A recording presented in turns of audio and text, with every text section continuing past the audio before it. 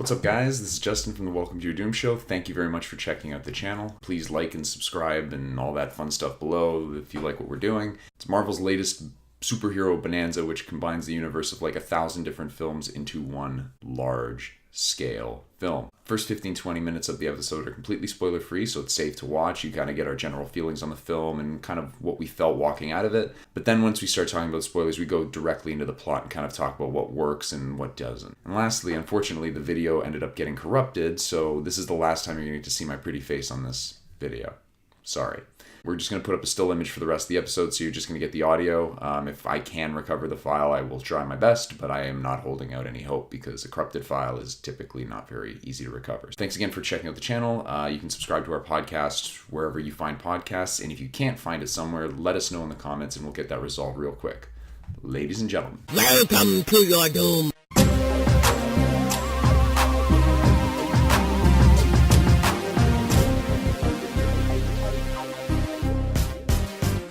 What's up, everybody? We are your Harbingers of Doom, Atul, Justin.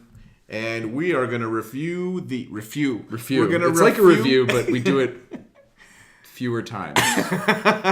We're going to review Avengers Infinite Wars. That's not right.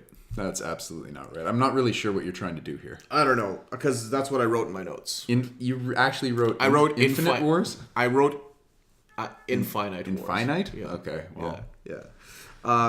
It's Infinity War. Well. This is not Infinity War. So all my notes have Infinite War, which is kind of I don't know. I mean, like I think it means the same thing, right? I mean they could have easily. It just changed sounds the like title. shit.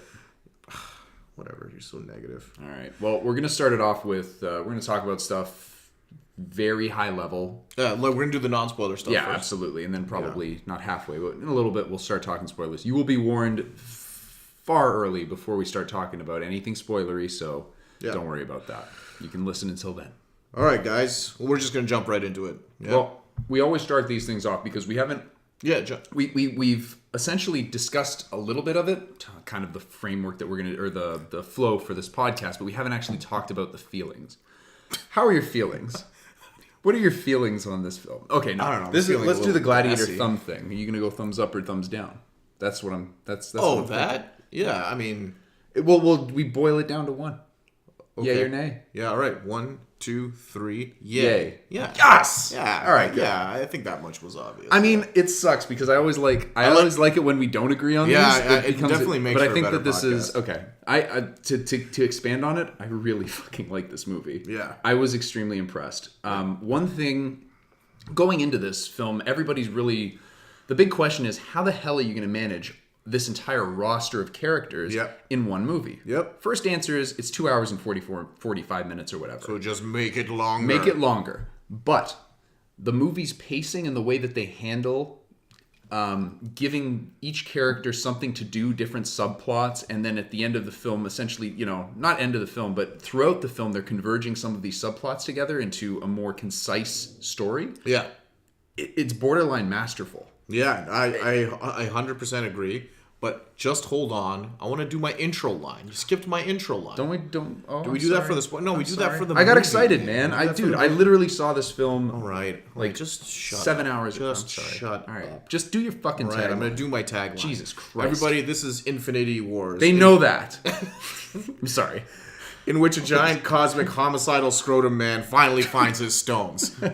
Okay? I thought it was a good one. It was a good one. Thank you. Do you All want right, to now Do continue. you have any beeline ones? No, that's the only one I got. So just now continue, you fucking Anyways, child. yes. So if you have any worries going into this film that, hey, this is going to be a super long film, it's going to be all over the place, they're not going to know know what to do with all the different characters, you don't have to worry about that because they do, and they are pacing the way that everybody has, like I said, stuff to do, and everything's got everything's important in the film. Yeah, there really isn't any throwaway scenes. It was a really I do think there is at least one throwaway scene, but we could get into that. We'll get into that.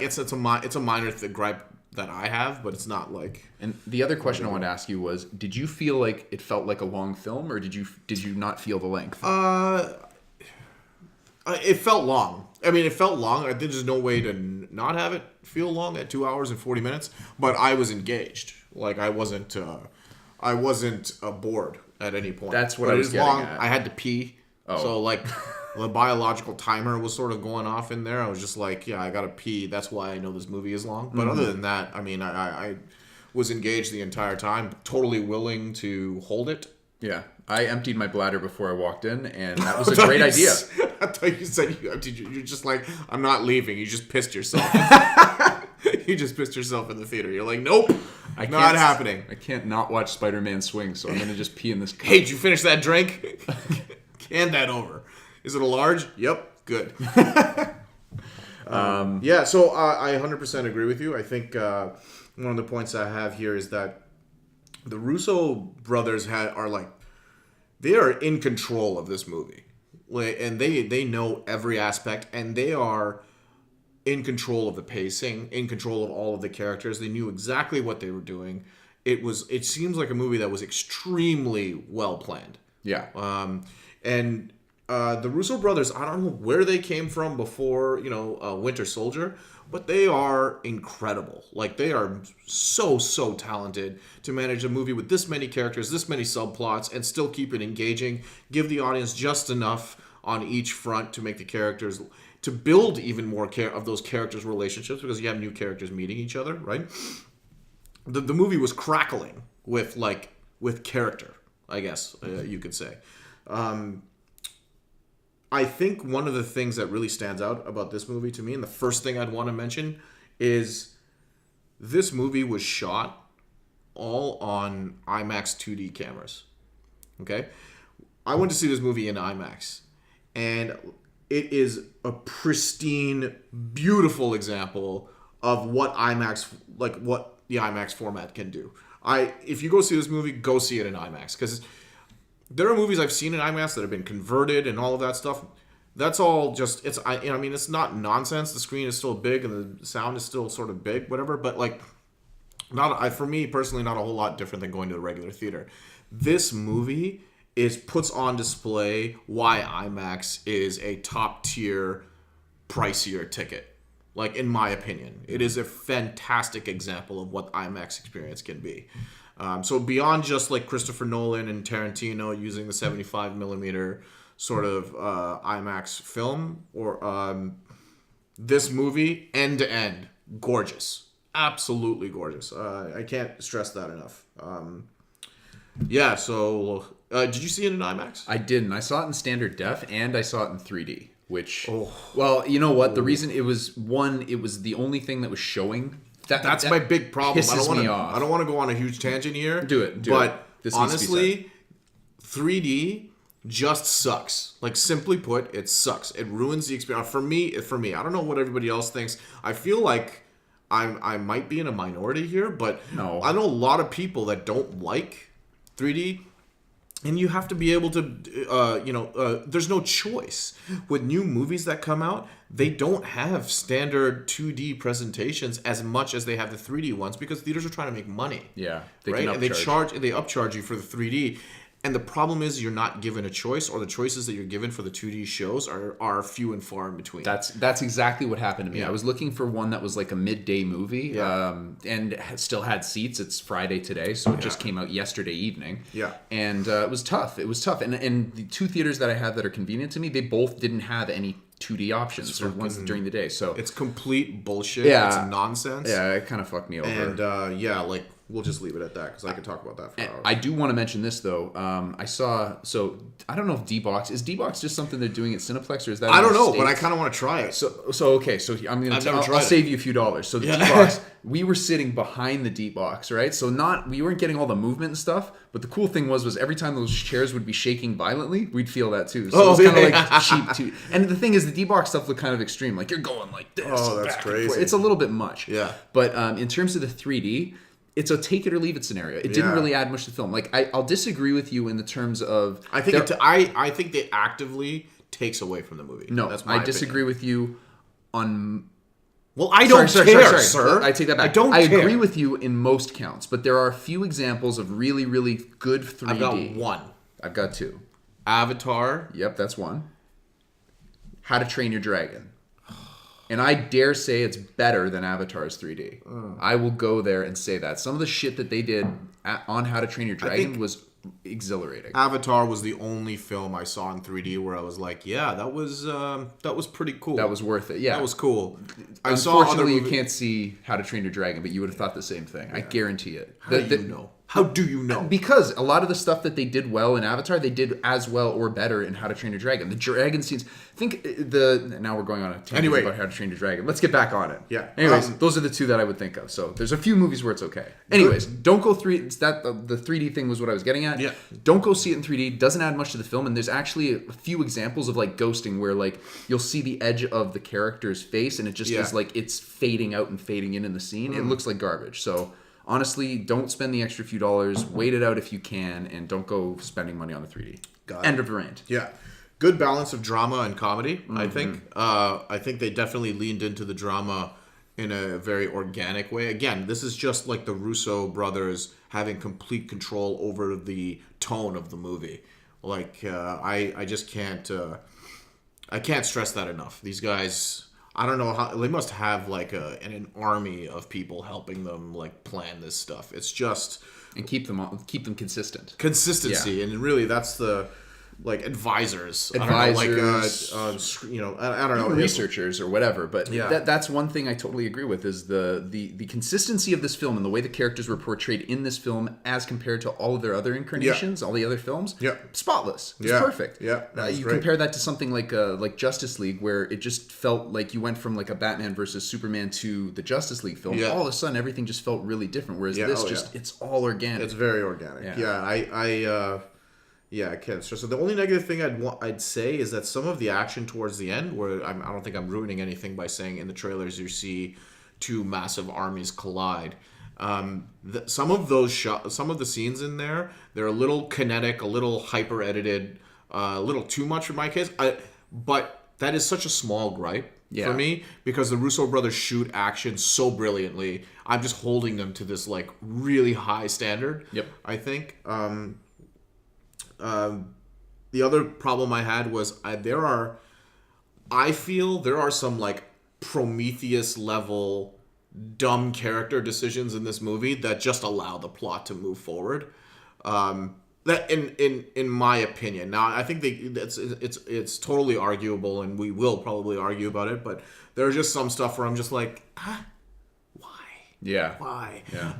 But all of that stuff I can actively ignore it. Because the whole package is so well put together.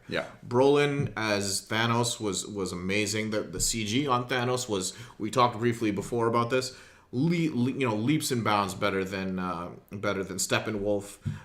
It's all like his eyes, the skin texture, like everything is just, it's brilliant. It's so well put together. I think that there was some unnecessary CG, but we'll get to that in the spoilers. The eyes are always the heart for the humanistic or the humanoid characters. That's always the hardest thing to nail. It's always the thing that's the big telltale sign that somebody is CG, and his eyes were perfect. Damn near fucking perfect. Very, very good.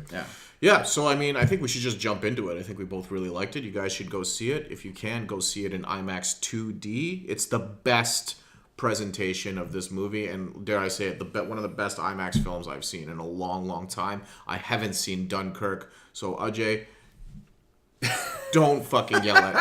Okay, just haven't seen it yet. I got to do that. Luckily, I didn't see it with Nish today, so maybe I'll go back. Check it out. I think it's worth a not redo. Maybe. I'm definitely gonna see it. I want to see that film again. Bottom line, it was too good to not.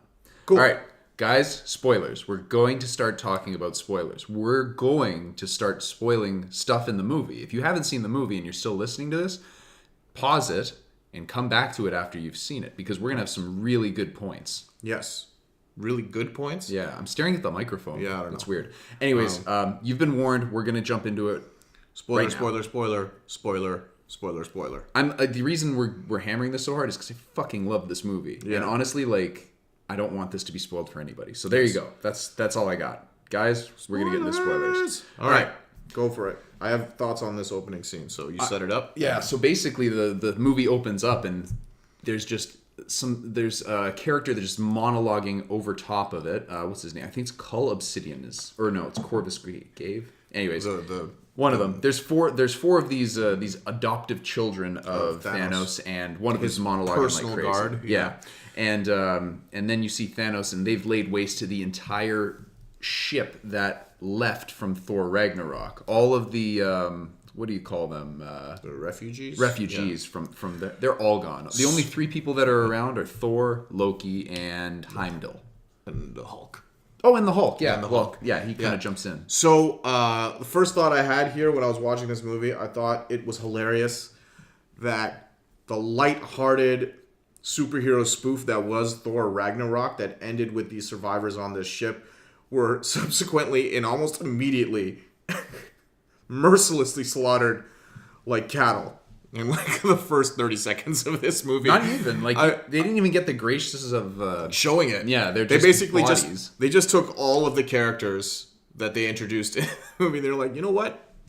Yep. Off them, and I think that's a clash of tone in between films. Yeah, you know, like, so I just thought it was kind of it was jarring to see that. I was like, wow, they just this lighthearted comedy that sort of led into this movie just turned into a complete shit show. Yeah, right. No, I agree. And like Rock guy from Thor Ragnarok, I'm assuming he's one of the people that's dead on that ship. Nobody along survived. With his buddy. Nobody survived. If they come back, I'll be annoyed. Even and Loki, if he ever comes back, I'll be a little annoyed too. So we're getting ahead of ourselves. So yeah. basically, what happens is we don't have to go scene for scene. No, yeah. Well, yeah. So sorry. Basically, what happens is that Thanos has attacked the ship. Wants the Tesseract, which Infinity Stone is that? Space. And Loki's there. He manifests it, tries to trick him. The Hulk attacks Thanos and gets his ass beat. Yeah, and it wasn't even like using the gems or anything like that. He just beat his ass. Yeah, he just beat his ass. It was like a boxing match. Yeah, when he punches him in the neck there, and he kind of lets out that whimper. Yeah, I was like, ooh, it's like beating a dog. Yeah, that's what it sounded like. He basically, so he basically takes the Tesseract. Heimdall, who's in this movie, which was awesome, does his last heroic thing by sending the Hulk back to Earth via the Rainbow Bridge. I think that's what it's called. Yeah, Rainbow Bridge. The Bifrost. The Bifrost, yeah. And is subsequently killed. Yeah. And Loki is subsequently killed by Thanos. Which was brutal. The way they offed him was pretty brutal, but I got to tell you, none of the deaths in this movie really left me shaken. That was the only one.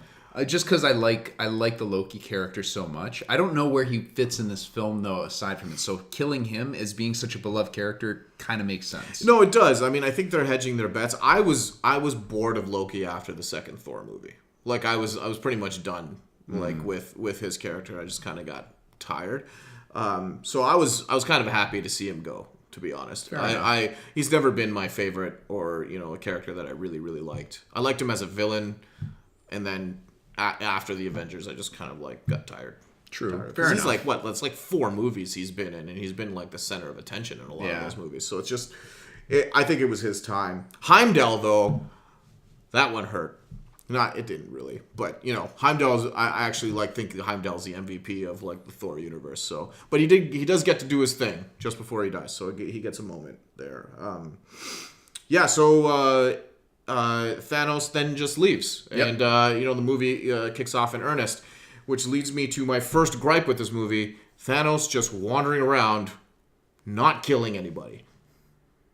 Why would he be killing? He has a singular goal. He was going straight over to nowhere. No. These people are attacking him, and he knows they're a threat to him. And every time he's winning and they're all beat down, he just leaves. Yeah. Why does he kill Loki and leave Thor? It makes no sense. None of these scenes where he walks around, he beats the shit out of everyone. He's like, okay, I'll see you guys. Well, every single time. And every single time they come back to fight him. Right? There might be a reason for that. Maybe he's legitimately worried about Thor. Hey? Yeah. Maybe he's legitimately worried about Thor to some degree. Maybe he doesn't want to fight Thor toe-to-toe for some reason. I don't know. I'm speculating like crazy. Oh, I mean, he had him. He had him. He could have just killed him just like he murdered everybody else and walked away. He's a fucking nut job. He is the kind of person that would probably blow up the ship and leave him I think desolate space. I think From that, Infinity Gauntlet, he seemed pretty excited about the concept of just floating around in space and thinking about what you've done. Yeah, that's right. I think maybe in the second movie they'll bring this back to be like, that's why you never killed anybody. Like, because you're sabotaging yourself. Maybe. That whole thing. Maybe. I don't know. That's the only thing I could think of because it's really, really dumb. Yeah. Like, and it stuck out like a sore thumb. No, I know. To me It is something, I was trying to justify it, and I think I kind of do still, but I agree. I think it was something I thought, why would you keep him alive? Yeah, there's some similar scenes in Justice League where like Steppenwolf gets the cube, the Cosmic Cube, the other box, one of the three the cubes. magic box, Yeah. right, the mother box, and he leaves because like 10,000 Amazons are coming down the ridge, and he's like, okay, fuck this, I'm out of here, right? Or in Atlantis when he gets attacked by two people, and he's like, and he's like, fuck, okay, I got my thing, I'm gonna get out of here because it's just me. Yeah. You know? In this movie, there is no reason. He's in full control, and he does this at least 2 or 3 times in the movie where he just leaves everybody alive for no reason. Yeah. I don't know. Anyway. Maybe So that was my maybe. I'm not going to speculate. I Yeah. know what you're saying. You're Yeah. not wrong that is probably an oversight on his part.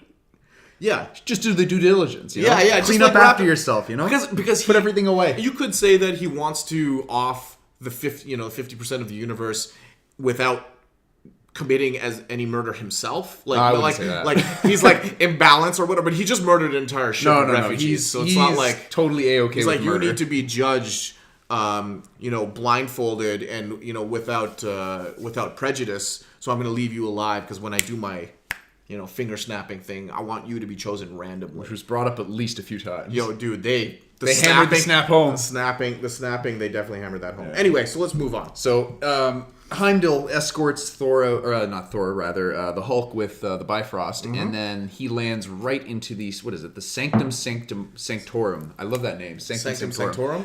And another point I want to make about this: this is a scene from the comic. Except they're replacing the Silver Surfer with the Hulk. I thought that was really cool. I didn't catch that. You're right. I thought that was really cool, yeah. and I was like, oh my god, are they going to sit in a room? Dawn on me. Yeah, Thanos is coming. Yeah. Thanos is coming. Yeah, are they going to sit in a room and like have a coffee and like do the living room? They kind of did, but they stood around the staircase. No, when Tony Stark came in, he was sitting on the.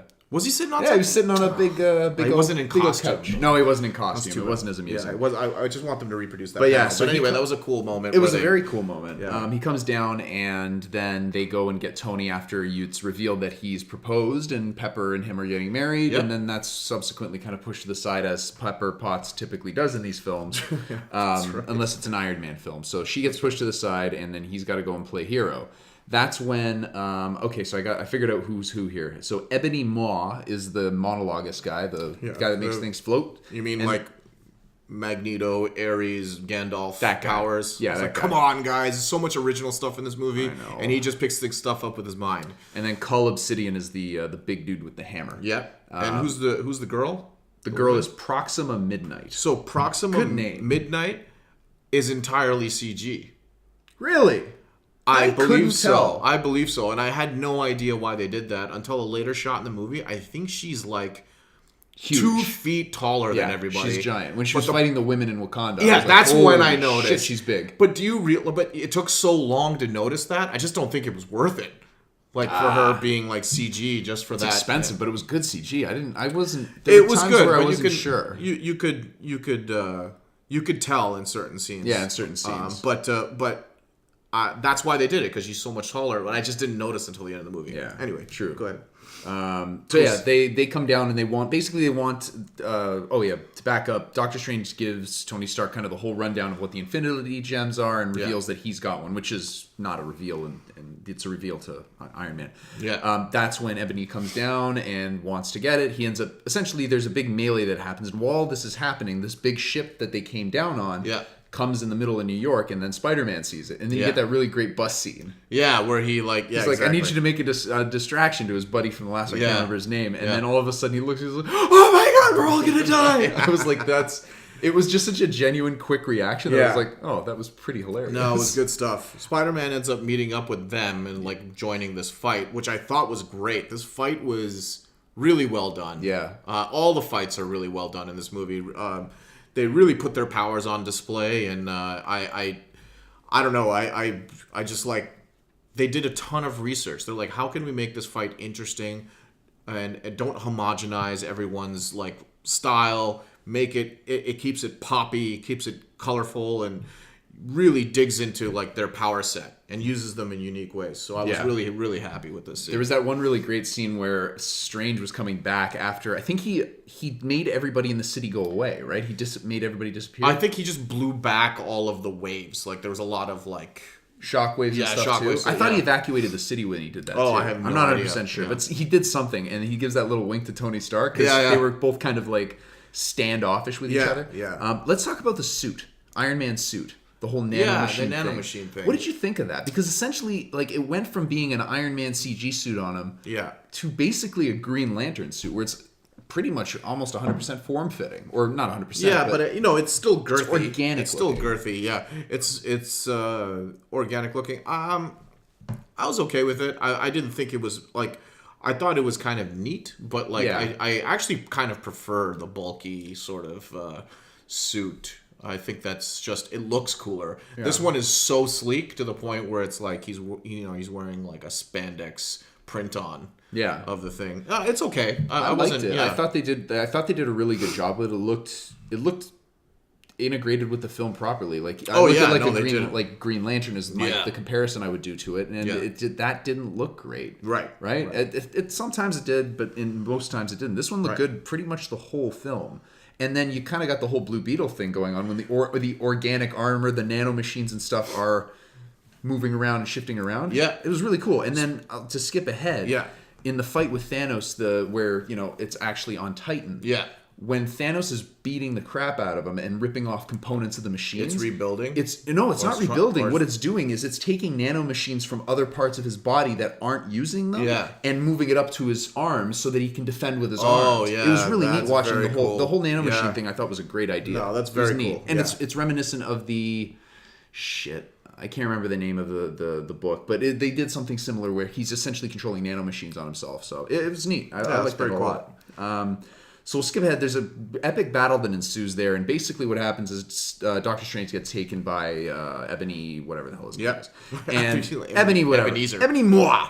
I'll remember that. We're going to call him Ebenezer. Ebenezer. All right, Ebenezer. That's an appropriate name. Ebenezer takes him. Spider-Man and Iron Man are in hot pursuit, and that's when Spider-Man gets the new suit. Yeah, the not Scarlet Spider, the Iron Spider. Iron Spider, yeah. And speaking of like of Blue Beetle, that definitely the Iron Spider, like with the legs coming out of the back, kind of reminds me of that. Yeah. But yeah, so they follow them out into space. Yep. Doctor Strange gets taken, and they manage to now they're out in space, basically. And I guess we switch over to the Guardians folks. Is that how you want to do this? Let's keep this going because I think we got a good flow going with the Doctor Strange thing. So, what did you think? Like Spider-Man did this in I haven't seen Civil War. Civil War. You haven't seen Homecoming yet? I haven't seen Homecoming. Okay. Yeah. It doesn't matter. That nothing's relevant from there. But what did you think? So then, in that case, this is really a really long. First time I saw Spider-Man other than Civil War. Okay, yeah. He's awesome. He was great. Yeah, he was good. He was really good. That scene in the ship where he shows up and he's like, "Have you seen that movie Aliens?" Yeah, that old movie because he did that in Civil War with. Did you ever see that old movie, The Empire Strikes Back? And then somebody's like, "How old is this fucking kid?" Right? So he does that in this, and it's funny. I was watching right out the airlock. Yeah, I love that. I didn't actually know what they were going to pull from it. I was like, "What are they going to do?" Yeah, and then they did that, and I was like, "That okay." It did not occur. It did not occur to me. And I've seen that movie. We've both seen that movie a billion times. Yeah, that's right. That's right. So it was really like this whole thing, this ride that these guys take is really, really cool, and Stark and Doctor Strange have this discussion about strategy. And apparently, there's this spell on the time stone that doesn't allow you to take it from him unless he releases it. Correct. Or he dies. He doesn't die. It's not even if he's dead. No, he said it's really hard to take something from a dead man if they put a spell on it. So it's even worse. So here's the other decision that I was just like, this is just a really awful, awful, dumb idea. They, instead of turning the ship around and going back to Earth, they decide to allow the ship to go on autopilot and take them back to wherever they think Thanos is. And eventually it makes its way to Titan. And so basically they just and they do have this discussion. I'll give the movie that they say, okay, we shouldn't bring the stone directly to him. But Iron Man, Tony Stark is like, you know what? He is not expecting it. We have the element of surprise. We're going to show up and we're going to beat his ass, right? As a PM, I would assess the risk of this plan and err on the side of caution, especially since we're dealing with the end of the cosmos. I thought this was a really fucking stupid idea, and I don't even know how the convincing happened. I knew that it was going to happen, and I think these guys are directly responsible for the deaths of 50% of the universe. Yeah. These two guys. This is a bad idea. Like, just these two guys. Nobody else. Just these two guys. It was... Because it's literally the last stone that he gets. And I'm like, you Yeah. fucking morons. I don't know. I know there are probably a lot of people that disagree with me and say that, they gave the justification. But for me, I was just kind of like, nope. Not a chance. Yeah. There's not a chance that anyone would think that's a good idea. They do get kudos for trying to shoehorn that in, but yeah, at the end of the day, they do talk about it. They do talk about it. They give the motivations. I wasn't buying it. Right. That's all. It's what I would call, in terms of poker, a hero call. You don't have good odds. You really don't have good odds, but if you do win, it'll look pretty good. Yeah. So high risk, high return. That's right. So they fly to Titan, and that way they're kind of there. Yep, and that's essentially where their plot ends for now, for a little while, until things converge. Yeah. So right. Meanwhile, back in space, which by the way, it was really cool, all the space stuff that they had in this film. I really dug. Oh that. Yeah, dude, like it's between the Stark the storyline and then the Guardians of the Galaxy part. I just seeing them fly around in space stuff. I got such a giddy feeling about it. Oh yeah, it was really dude, cool. It was great. Yeah. So I mean, space isn't new, but I felt like they did it really well in this. Yeah. Especially them having to go from planet to planet, and even the titles, the way that they displayed the titles, is really sleek. Yeah, no, they did it, and it's bold. It's not the little title in the car. No, it's like big this is bold. A thing. This is a place. Big, bold, and it's a very comic book presentation. Absolutely. No, I definitely liked it. Yeah, definitely. So back in space, the Guardians of the Galaxy got a distress call. Yeah, and they're going to check it out, and it turns out it was Thor's ship, and then he kind of bug on the windshields the ship and he goes in. And the one thing I'd like to say is that up until this point, every piece, I almost compared it to a Tarantino movie in a sense where everything's kind of broken out into its own story, right? Yeah. And then the interesting part is each story really captures its tone from its movies or of origin. Yeah. The Iron Man parts felt like an Iron Man film. Yeah. The Thor parts felt like dark parts of Thor movies. Yeah, yeah. And then this was no different. Like, it felt like a Guardians movie. Yeah. Everything was being done, kind of a lot of tongue-in-cheek. Yeah. Drax is being Drax. Yep. And then all of a sudden you got Thor, and he kind of plays into it well, too, because he can be a comical character as well. Yeah, that's right. So you got those good moments of him, like, trying to impress Gamora, and Gamora's kind of like, look, it's like his biceps are super steep. Yeah, that's right. Yeah, that was really funny. No, they had definitely had some funny moments. Like, Shugga was in stitches. Yeah, yeah. She thought this was... The audience loved it. Yeah. The audience was laughing their asses off. And, just Drax's responses to like, it's like, I'm big too. He's like, no, you're not. It's like he tells him he's gained weight. You are a dude. He's a man. He's a man. Yeah, that was really, really well done. Yeah. The only thing what I wasn't really into? What's that? Groot. No, I didn't like the teenage Groot I don't know thing. why it's annoying. They kind of went that route. That's probably the only major thing I disagree with, like in terms of design. Yeah, everything sounded wonderful. I just thought the Groot thing was kind of weird. But yeah, so they formulate this plan, which I also think is fucking stupid, where they split up. Right? And half of them go to the collector to see if this guy still got, his stone, which was the reality stone. Yes. And the other half is like, oh, we'll just go and kill Thanos. Like, especially with what they know about Thanos and Gamora, what she knows about Thanos, it's like, why wouldn't you all just go and try? Like, what makes you think that, okay, first of all, you're like, none of you stand a chance. Yeah. Let's split up and now, instead of all of us attacking him, which we have no chances of killing him, or very small chances, let's take half this team and see if they have better odds. Like, I feel like that math doesn't really work. That's just another weird decision where I was like, what? Why? Why are you doing this? But they do. Yeah. They have the conversation and they do it, and I'm like, okay, whatever. Like, we just you got to get things done in the plot. You got to push it forward. It makes sense. I mean, they needed to get that hammer. Like, Thor needed to get his groove back. That was the biggest problem with. I'm sorry. The two teams. I said one goes to the Collector and one goes to try to kill Thanos. Sorry. Well, essentially, it's going to lead to that. I mean, he needs to get gets the hammer to get the power and kill Thanos. But yeah, so that was gonna that had to happen regardless. But I agree with you that I question why they had to go to nowhere. Because what's the end game there? You're gonna get the ether and take off. You can't hold it, right? Well, I guess they could find a way. They have containers, whatever. Yeah, but you can get the ether and they're convinced that Thanos is is that where Thor and Buddy go? No, they go to I can't remember the name of it, but they go to talk with Peter Dinklage and get a hammer. Okay. So I may be wrong here because I thought one of them was like, okay, we're gonna go and intercept Thanos. I thought that was the key. No, I thought maybe they were like, oh, maybe we can get the stone before him. That's the Guardian. The rest of the Guardians' plan. Oh, okay. Everybody but Rocket and Groot. I thought that. Yeah. Yeah. So they thought that they could get to nowhere before Thanos. I think I might have misunderstood that scene. But then I would also say that when they got there and they saw Thanos, like, turn tail and get the fuck out. Especially if you're Gamora and you know where that last Soul Stone is. Yeah, and just go and get it. Yeah, go and get it. That's another thing. That was just silly. Well, no, because the thing is, she's the only person that knows where it. Well, here's the thing: if they're able to just leap around and find these things. What's keeping them from getting the Soul Stone? Nothing. I don't know. They didn't reveal that, or they didn't really talk about that. Nothing. That would have been better. Absolutely nothing. So, so they split up, and I think it goes right into the Collector in nowhere, and they find Thanos there, and turns out when they try to attack him, and they don't attack him all as one, it's just kind of silly. It's kind of silly, but like.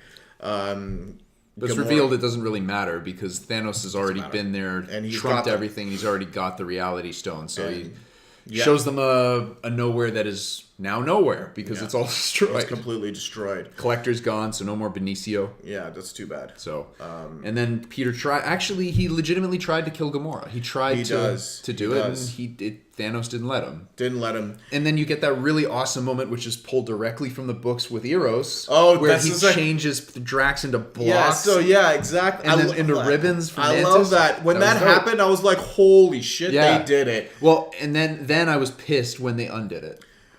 Which is exactly like the book too. Like there was no consequence. No, well, here's the thing. I figured in the book, because like look at it like when he did that, when he made Wolverine's bones into jelly. That was pretty permanent. He only made Eros go back because he wanted to keep torturing him. But he could have left things the way they were. But in this story, they just kind of didn't. He didn't. But that speaks to the larger problem of when he, he lets Quill pull the trigger to try to kill Gamora while he is taking Gamora away. Bubbles come out for whatever reason. He likes bubbles. He likes bubbles. He does that more a couple times. Yeah, he uses that more than once.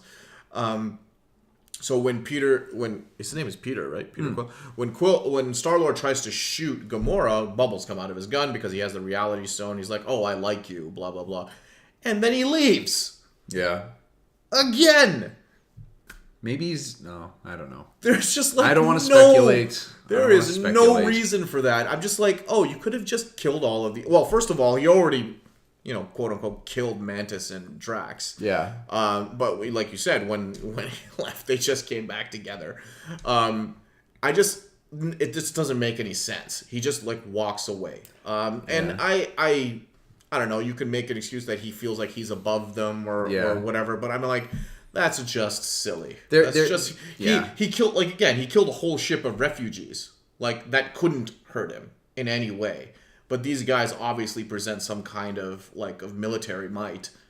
So just kill them. Yeah. Just like he killed all those refugees. It doesn't take much. It's just kind of silly. And he's like, okay, bye.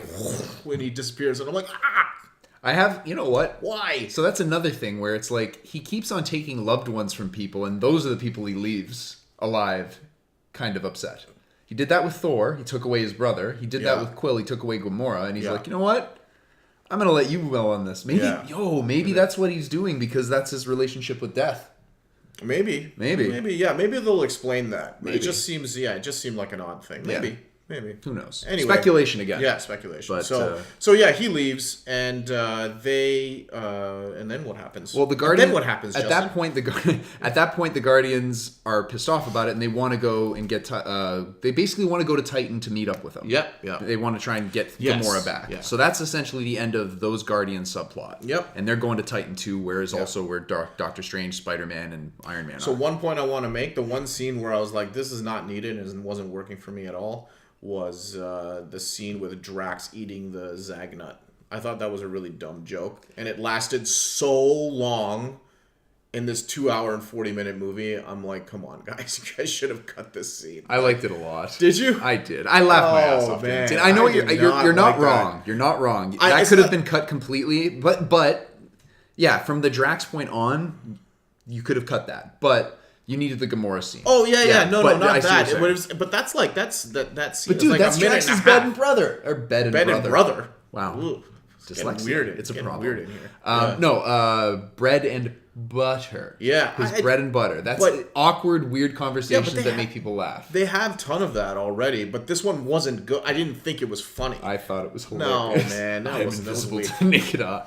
I was just kind of, and it lasts. They pushed it a little bit much. Yeah, but they- like the it whole la- eating slowly. Yeah, it just lasts too It could have long. been. It could have been shorter, and then it still had that beat where Mantis walks Says- in. yeah, that says would have been what's funny. You're right. It ran a little too long. Yeah, but I think that's laughed. probably the only scene I was like, oh, they could have gotten rid of this. Yeah, true. So back on Earth, we Yep. got Vision, right, and Scarlet Witch. Yep. Romanticizing. Yeah, who I honestly, Scarlet Witch, I just can't figure out what her powers are. They're just like whatever they need to be for the movie that she's in. That's kind of the character. They really, I suppose, she does all yeah. kinds of shit in the book, so there's really no upper or lower limit on her power. It's Yeah. just kind of she does whatever she can and she wants Yeah. at that time, and it's all energy blasty in this. Energy blasted, yeah. She kind of looks like a bender from Avatar. Yeah, She's true. like trying to like channel it. Anyway, so they get attacked by Ebenezer and Proxima. well, Proxima Proxima. Midnight and Corvus Glaive. Corvus. These are the only names I'm gonna have to look up, I think. Right, because Ebenezer's dead. Yeah, man. He flew out. He got sucked out of the. And they really made a point to show. He's frozen. He's dead. He's very dead. Whereas other people fly in space and they don't die. Like in Guardians, like Gamora's in space and Hemsworth is surviving in space, and it just seems like Hemsworth is a god He's a god. in Gamora. both real and not real life. Yeah.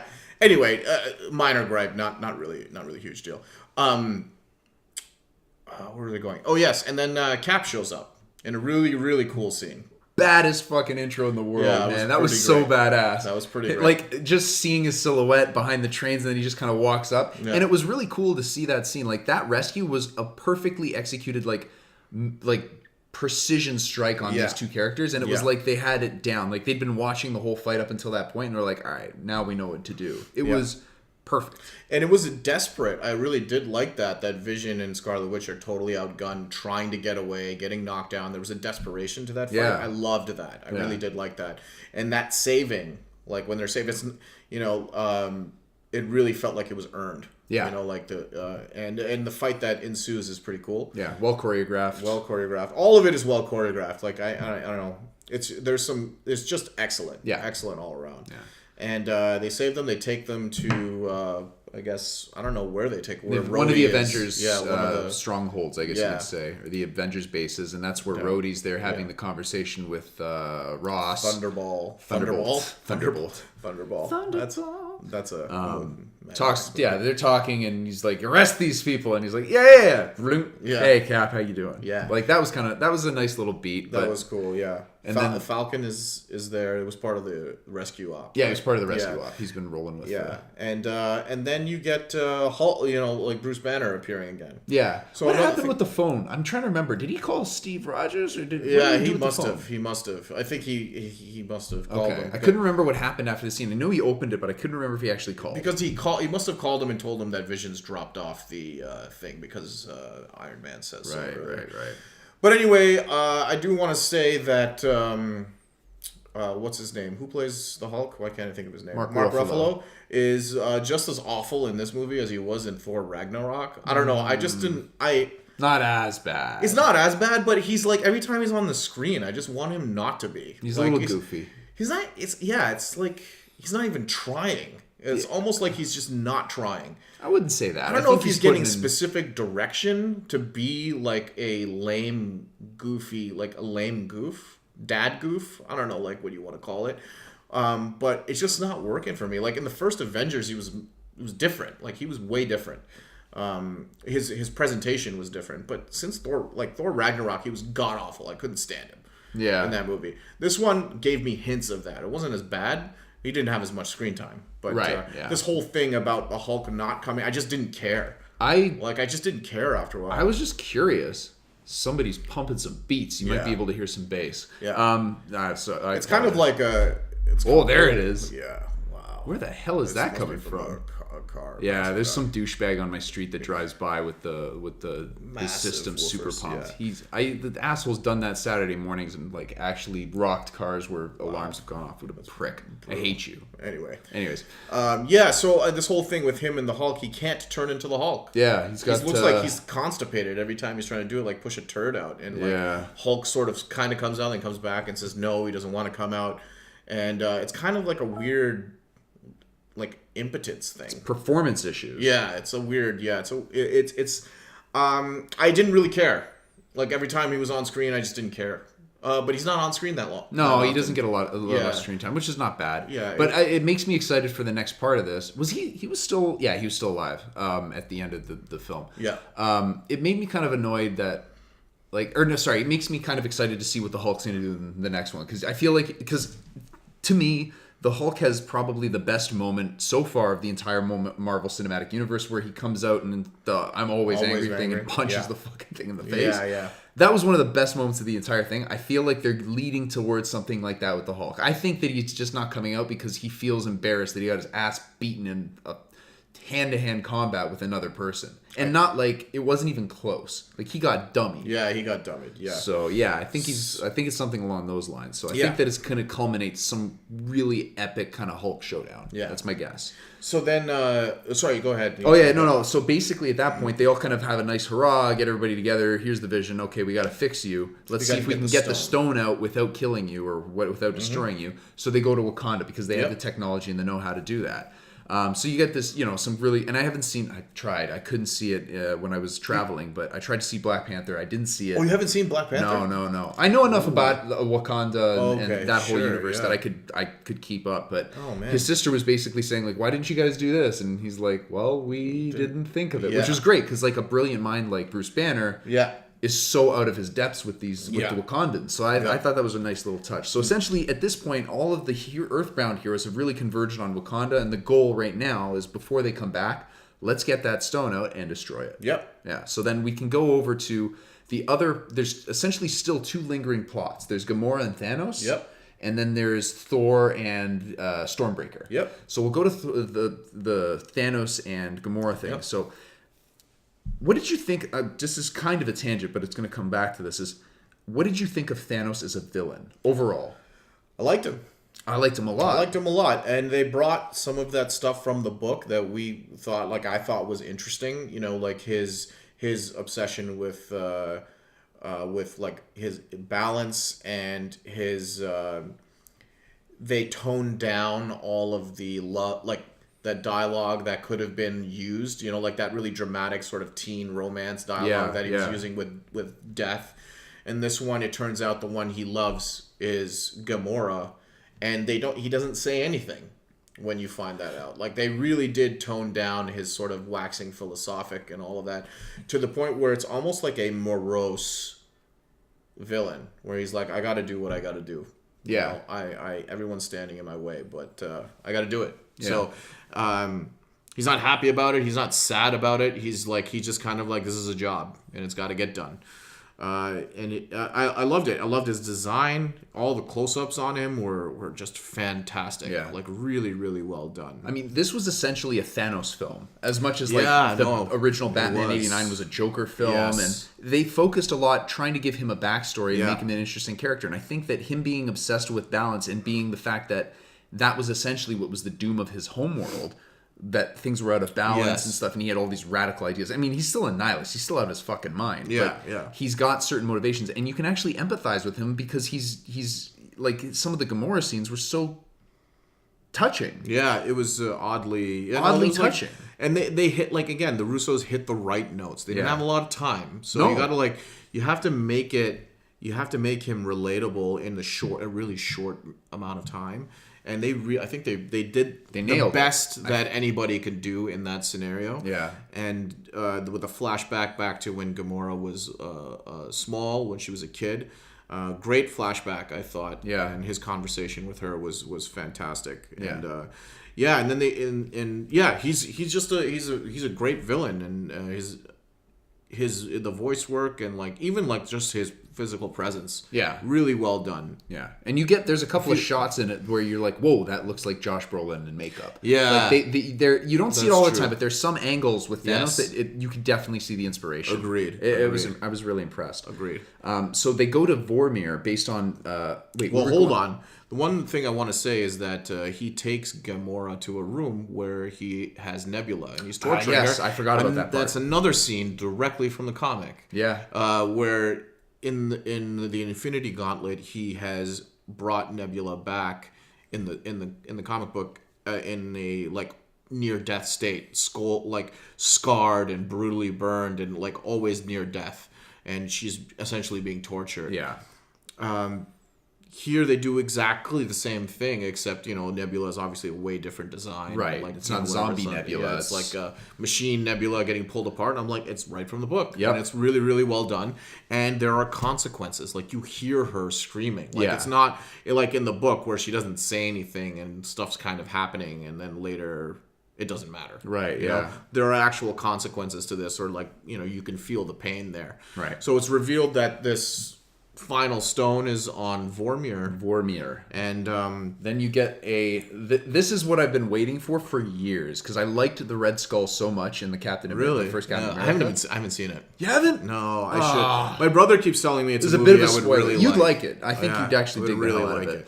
And so anyways, he shows up here, and they basically, in the first movie, obviously he's transported elsewhere, or I didn't realize. Yeah, I'm like, how the hell did he end up on a planet? They make it look like he dies, but he doesn't, and he was holding on to the Tesseract when it all happens. Yeah, so he ends up going somewhere. Yeah, they kind of make it allude to, he died, but you don't think he died as an audience. And I've been waiting for them to bring him back, and they did it in this. Unfortunately, it wasn't Hugo Weaving. The actor was from The Walking Dead, not the Russo brothers. I was just looking him up. Yeah. But anyways, he's a character an actor from The Walking Dead. I'd have to try and find him. That did his voice, doing a pretty solid, pretty good job Hugo Weaving impression. Yeah. Let me tell you, when he first showed up in the Grim Reaper garb in the mountain pass, I thought he was going to land on the floor, the hood was going to come down, and it was going to be a woman.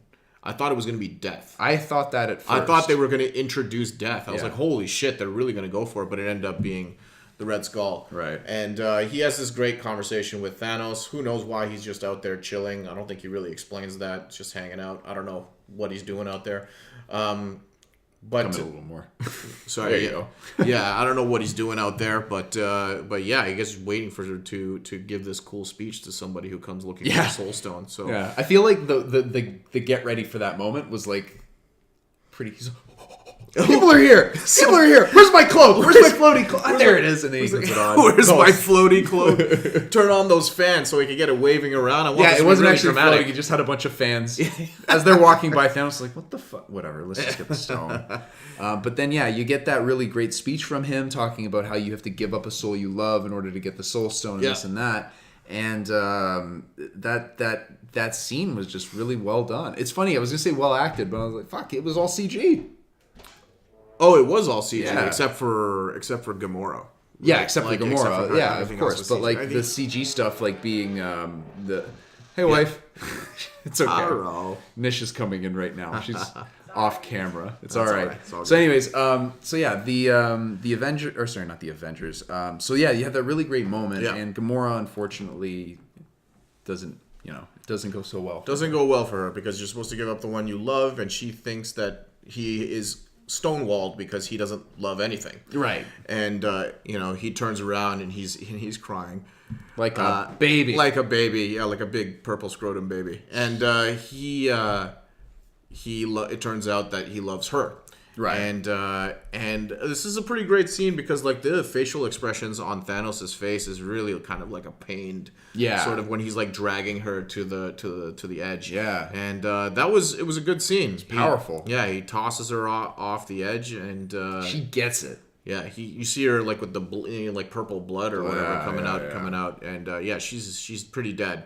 And pretty dead. He ends up with the Soul Stone. So inside of I think that's the Soul Stone world he goes into with the watery stuff. Yeah, I think it's something along those lines. And they show that world in the Infinity Gauntlet book as well. Because what's his name? It's more green and lush with Adam Warlock. Adam Warlock, yeah. So, anyways, that's kind of the end of that storyline. Yep. And then at that point, Thanos goes back to Titan with all of these gems that he's acquired. The only ones not being the Mind Stone and the Time Gem. Yep.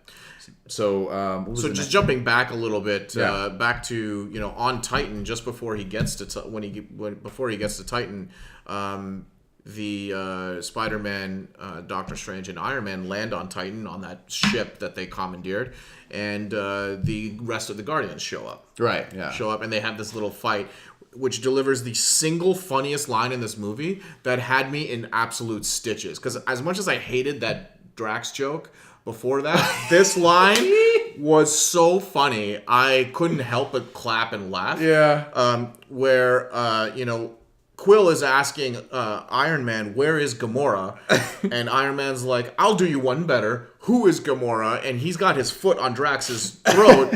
And Drax is like, I'll do you one better. Why is Gamora? And I fucking lost my shit. That was good. It was so good. So well done. That's probably the biggest laugh in the theater for us. Yeah. It was so well done. Anyway, they end up straightening out their allegiances. And Peter, Quill, and the dynamic of Strange, Quill, and Stark was really well done. Yeah, there's such differing personalities. And then you got Spider-Man in the background, just kind of little comic relief, but they didn't overdo it, which is great. Yeah. And then they didn't try and force Drax and Mantis in there either. Yeah. They just kind of They let them play off each other. I think it was well balanced. Yeah, exactly. Well balanced is a good way to put it. And so they end up coming up with this plan. They're like, hey, when Buddy comes back. Oh, well, anyway, Nebula escapes her prison. Yeah. And she contacts Mantis. Yes. Or somebody. I think it was Mantis. I can't remember. She's like, come to Titan. Yes. That's why she tells the Guardians to come to Titan. Yeah. She ends up coming to Titan. I forgot about that part. And they're like, you know what? When Thanos comes back, we'll be waiting. Right. And the other thing that sort of happens is that Doctor Strange uses the Time Stone to look in the future and look at all of the millions of outcomes, and they only win in one. Yeah. My question, another thing where I'm like, this is just kind of inconsistent. Like the way he uses the Time Stone in his own movie and the way Thanos uses the Time Stone later in this movie, Strange never uses the Time Stone that way. He never just turns back time. It's like, okay, let me just try and do this, and I'll turn it back again, and I'll try and do that. It's like these questions where, again, I can sort of leave them like out there. Like in the Infinity Gauntlet, it was sort of like that as well. But you've already demonstrated the power of these stones. It's not like somebody told you they can do this. It's like they've been used like this already. So not using them like that just seems kind of like a cop-out from a story standpoint. Sort of, but I'll disagree with you on that because in Doctor Strange, they really talked about the fact that using the Time Stone, or using the Time Gem, the Eye of Agamotto, I think, using it recklessly could lead to huge folly and ruin the fucking universe, right? And it was a big Hail Mary when he had to use it. Granted, when he had to turn back all the destruction and stuff, that was okay too. No problem. But the thing is like, how often could he keep going back in time? Like, okay, let's try and attack Thanos for the left. Okay, it didn't work. All right, go from the right. I know what you mean, but I mean, doing it once would have given them the upper hand. All they needed was once. No. The time when they took the glove off. Yeah. That would. They could have just turned back time, like, hey, Quill, cut that shit out. Cut that shit out. Now I'll get to that one. That would have been a good time. But anyway, he was busy, man. He couldn't just do it then. He was busy the whole time. And keep in mind, he also didn't have the Time Stone on him because he didn't want Thanos to even have accessibility to it.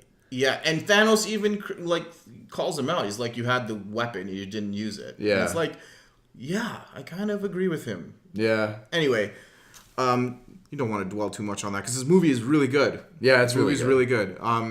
And we pick this shit apart. Yeah, that's what we do. That's what we do. That's what nerds do. Yeah.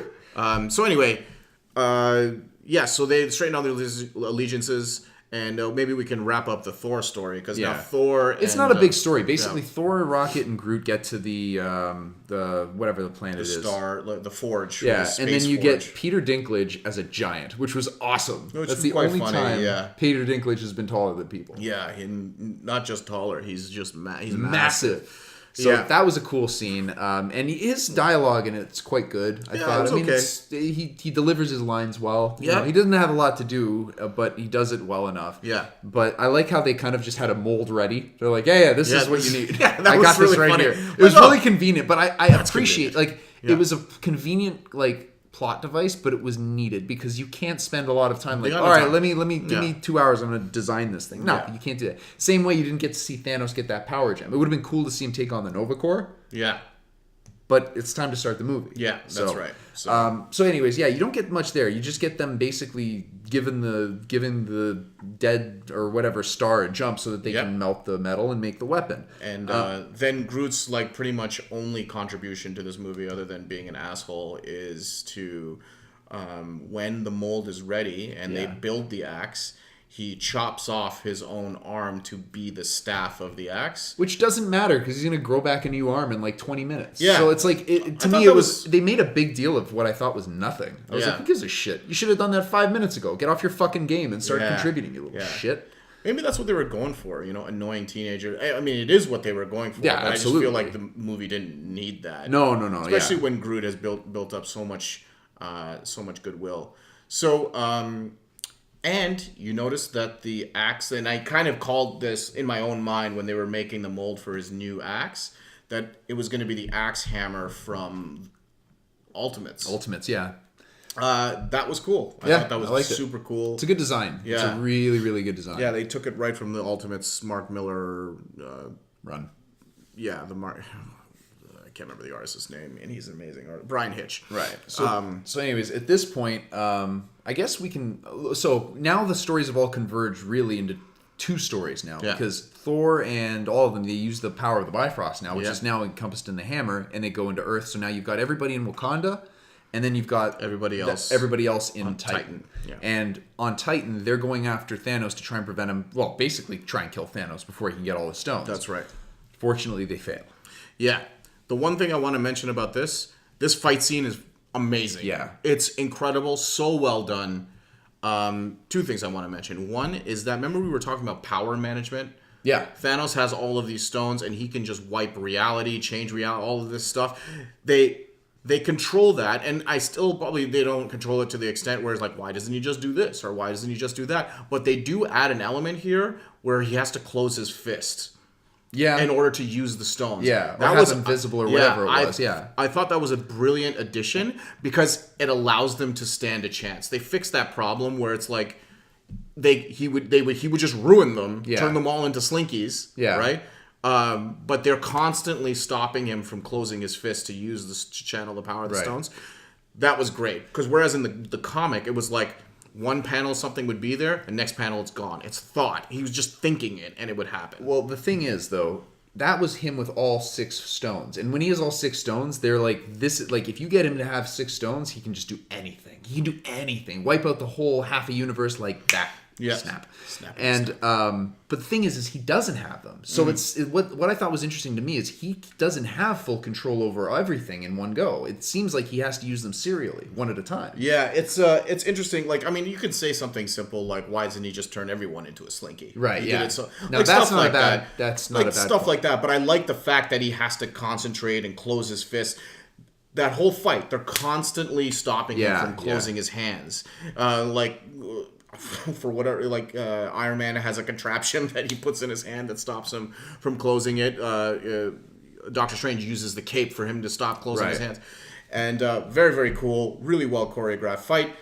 He gets the webbing in the eyes, just like the comic. Like the comics, I saw that shit happen. I'm like, this is right from the book. It was great. Then this scene happens where they almost get the gauntlet off, and Mantis has got him. They're all attacking him. They're all pulling him in opposite directions, and Mantis has got him in whatever it is she does, because I haven't seen Guardians 2. And then this moment happens where I'm like, they really had to sell it, and I just didn't buy it. I bought the sadness, but I didn't buy his reaction to it. When Peter finds out while he's in this mode and they're trying, he's in kind of like a purgatory in his own mind, and they're trying to pull the gauntlet off. And Quill's asking him where Gamora is, and he finds out that Thanos has killed her. Yeah. And in order to get the Soul Stone, and he freaks out and starts hitting him in the face, dislodging Mantis from her connection to him, and he comes back, and they get the gauntlet off. Yeah, which and then is he just crazy. grabs it last second. And he grabs it the last second and puts it back on. I didn't buy it. I just couldn't couldn't buy his reaction. I didn't buy his reaction. Just couldn't. I couldn't. Just considering everything that he knows, everything that Gamora has told him, a woman that he cares very much for and values her opinion. If it was a bunch of strangers that came up and told him that this stuff about Thanos, I could maybe see that. But he knows what this guy's capable of. He knows what's at stake, and yet, why not just wait until the gauntlet is off and then beat his ass into oblivion? You know what I mean? Like it doesn't add up for me. It didn't. He didn't sell it. I mean, it's not that he didn't sell it. I think that they took a good shot at it, and I think a lot of people will argue with me here, but I just didn't buy it. I'd probably be one to argue with you, because the Quill character's always been a very childish type of character. So if there was one person to do something dumb, it was going to be him.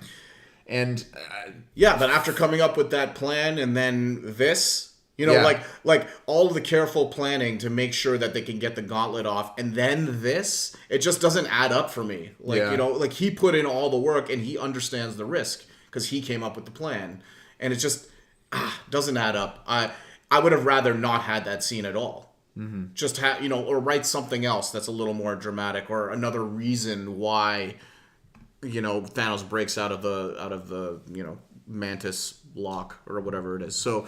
That was another part where I was like, this is just I couldn't get behind that one. I disagree with you, but it's opinion. I'm not going to debate that, because I don't think that we'll either. I don't think we're going to convince each other. No.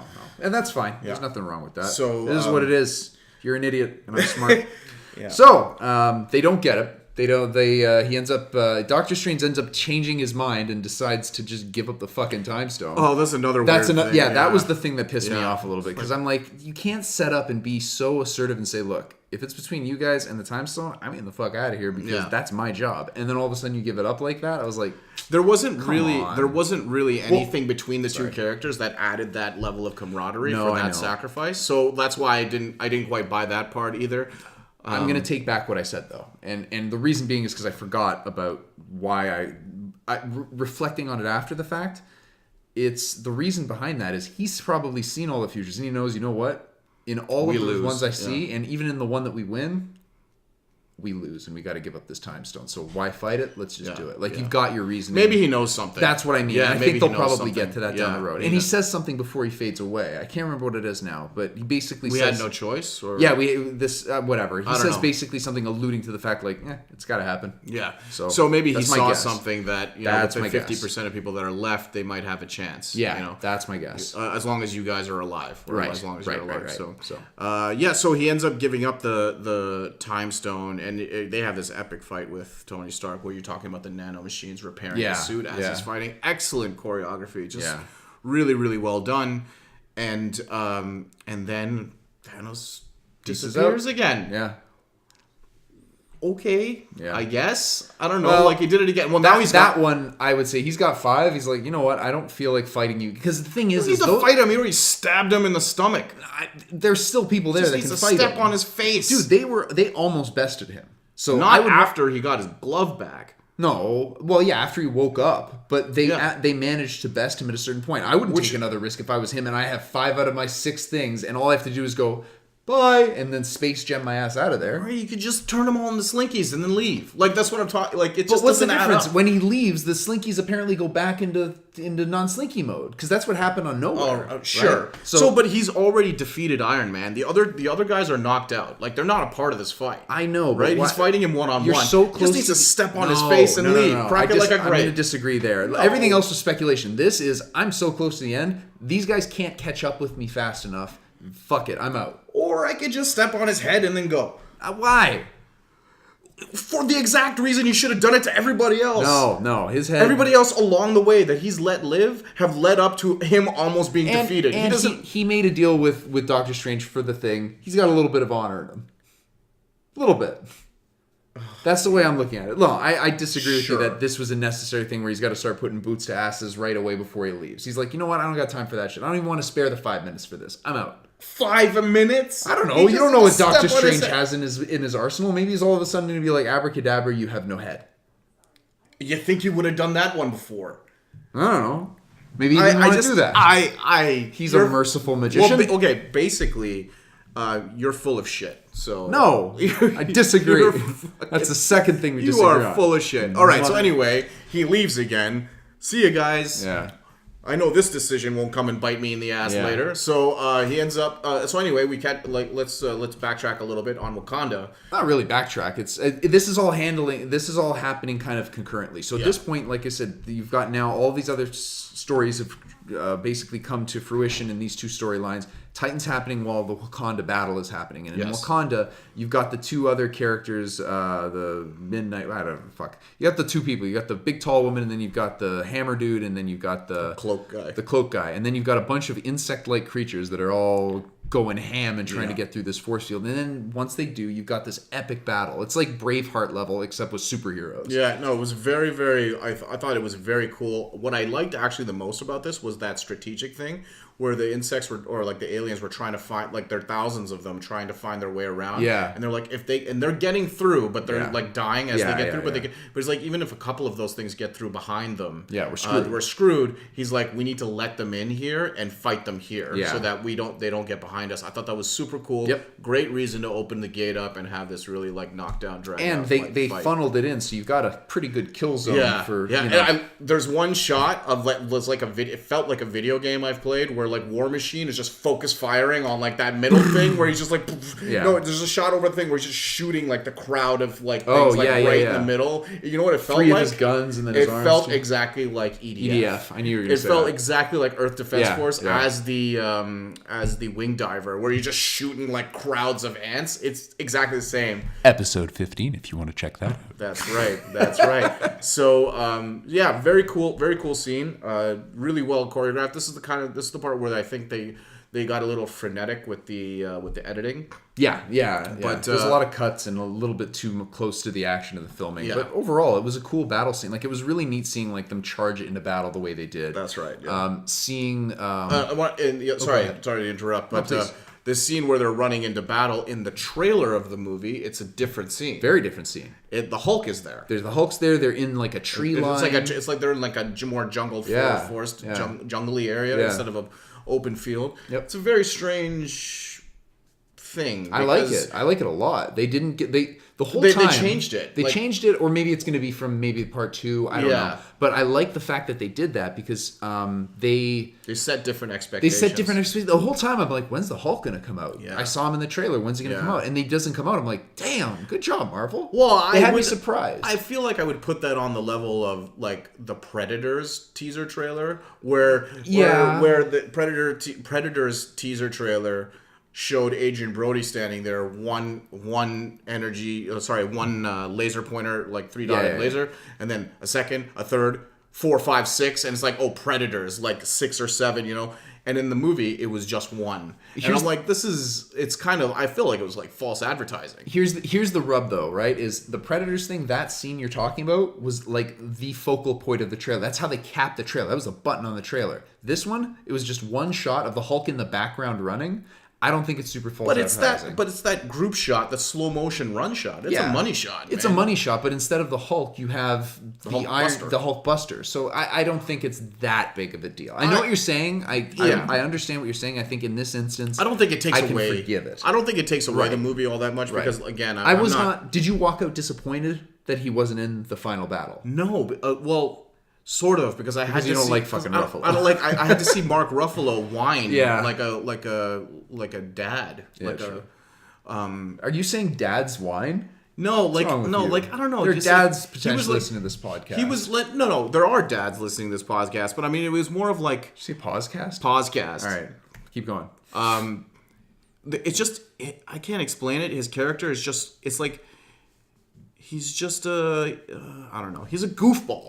That's the word. He's a goofball in the worst way, where you're trying to be a goofball. You're not naturally. It's over the top. It is over the top. Yeah. So every scene where he's talking and he's in the suit, and he's like, "Oh, I need help now," and aren't I funny because I can't? Like, it's just stop. Yeah, I know. Stop. Although I do like the way he offs. Big hammer guy. I thought that was really cool. It's like, fuck it, I'll do it, and then he does it. It was good. Yeah. I think they did a better job with him than they did in Thor Ragnarok.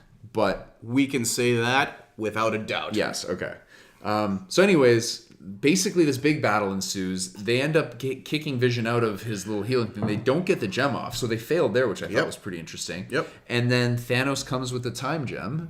Everybody tries to fight him off. Yes, exactly. Yeah, no, that's right. Yeah, so everybody tries to fight him off, and he's clearly using the time gem, or at least the way that they portrayed it. He was just dummying people left, right, and center. It wasn't even close. He was using different gem. Like, I thought it was like purple, and there was some, like, like whatever, He didn't reality anybody, which, you're right. I think he should be reality. He just be like, I don't know. It just seems kind of silly when you've demonstrated like massive amounts of power and just kind of like, I have to punch these people in the face. It's like, well, not really. Not really. But maybe he likes it. But maybe he likes it. He likes. He doesn't want to get too much into that managerial position. No, I know. He wants to be like he wants to have that rubber hits the road kind of thing. Yeah. Fist hits the face. So but basically, I mean, at the end of the day, they destroy the gem, but the whole time what's coming after it's destroyed is he just time gems it back and is like, I'm going to take this. And he reverses it out pretty ruthlessly. Reverses time, and like you can see him dig into Vision's head and like rip the stone. He wasn't careful at all. No, he didn't try and, He just tore that shit out like you tear a zit. Yeah. Yeah, it was disgusting. Ew. That was much. Yeah, that was a little much, dude. So he gets the time gem.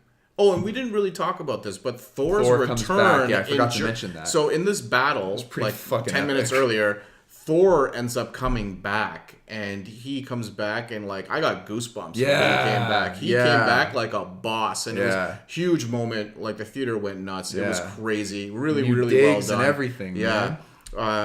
Looking fresh. Yeah, looks fresh. Yeah, and then there was that good moment with him and Cap with, you got a haircut. Oh, you see her doing the beard like me. Yeah, that was a kind of cool little bro moment. Yeah, it was good. But he's there. He's dumbing people left, right, and center. He's the guy that almost stops Thanos. Yeah, this close, and then there's that really great. It was a deep stab. Yeah, he was all in there.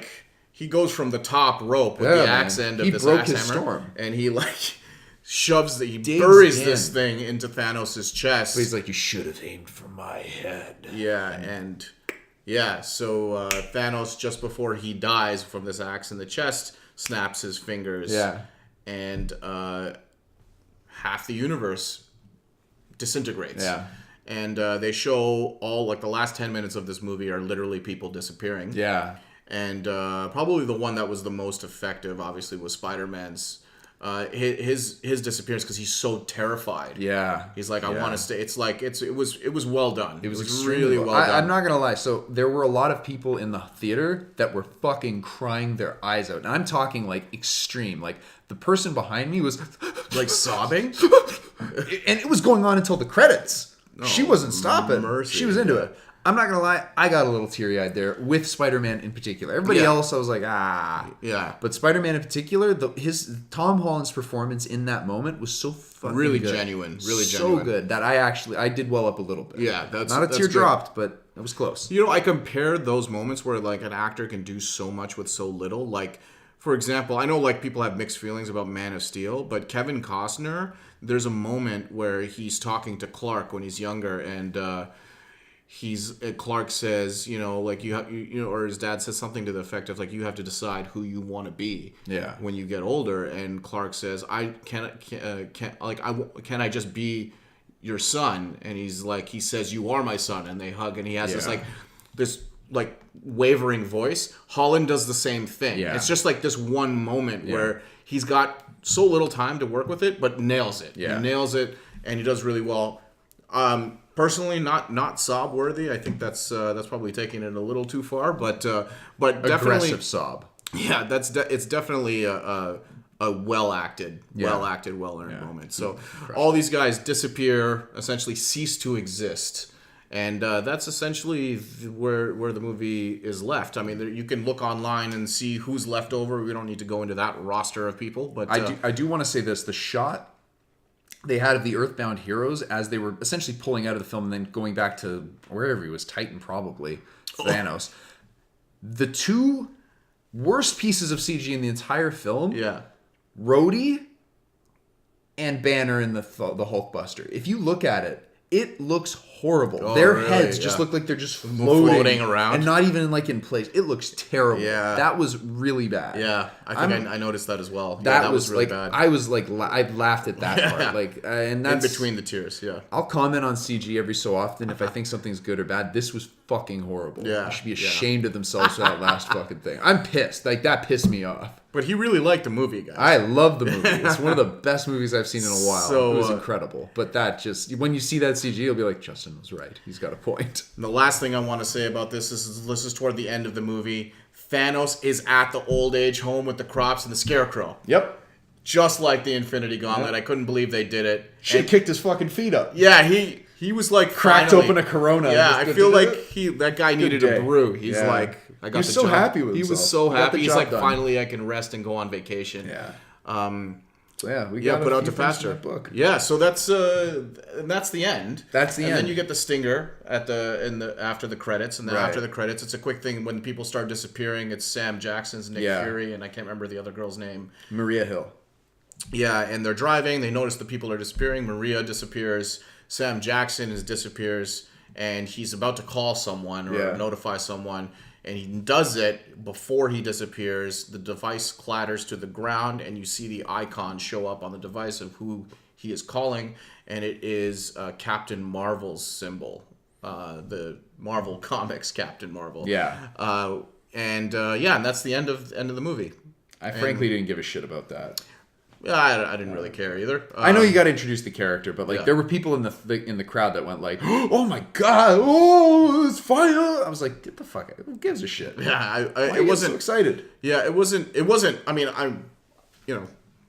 I think the character is cool. I've seen designs and stuff like that, but I don't have any personal sort of investment in that character. But I'd be happy to see the movie when it comes out. Yeah, absolutely. I just didn't really. It didn't really strike a chord with me. No, it didn't warrant the amount of nerd boners that were going on in that theater. Right. When, I walked out. But yeah, all in all, man, like, great film. I was really, really impressed. Just see if I missed any points here real quick. I think we basically hit everything. Time Stone talked about that. No, that's it. I think this is a great movie. The Russos have done a great job. It's a massive film, well-paced, well-handled. All of the subplots well-handled, well-acted, except for Mark Ruffalo. You could take a hike. But yeah, I really enjoyed it, and I'm looking forward to the next one. I think it's going to be great. Yeah, definitely. All right, well, we'll cap it here. Guys, thanks for listening. Thanks for watching if you're watching us on YouTube. Hope you have a great rest of the day. All right, see you guys. Take care.